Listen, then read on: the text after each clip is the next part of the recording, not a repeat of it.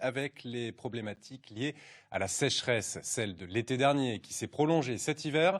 Dans la région de Conques, en Aveyron, les nappes phréatiques sont aux 2 tiers déficitaires, faisant peser de réelles menaces sur l'agriculture et l'élevage. Le reportage d'Oriane Dufaux et Elliot Santenac.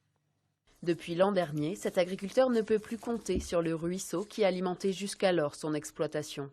Cette saison, l'eau coule normalement en permanence, ça fait un ruisseau, ça coule tout le temps, quoi. Et normalement, c'est sec mois d'août, septembre, quoi, mais pas avant le mois d'août. Et là, c'est déjà sec à cette saison, quoi. Parce que le niveau d'eau, c'est pas reconstitué de la sécheresse de l'an dernier, quoi. Les nappes ne sont pas remontées, quoi.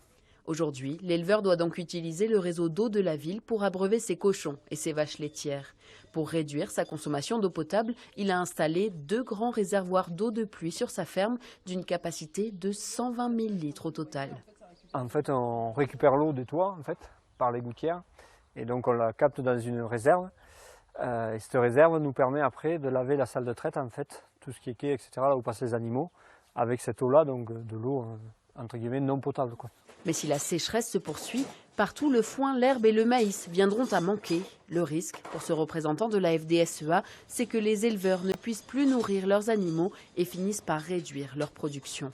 Nous, l'équilibre financier, il est fait entre guillemets avec un certain volume à faire et une certaine production. Si elle ne se fait pas, ça veut dire que cet équilibre il est rompu.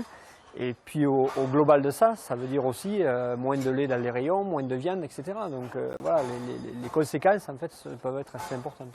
Selon cet éleveur, il est déjà trop tard pour combler le déficit historique des nappes phréatiques, mais il veut rester optimiste. Les récoltes et les exploitations, elles, peuvent être sauvées s'il se met enfin à pleuvoir suffisamment.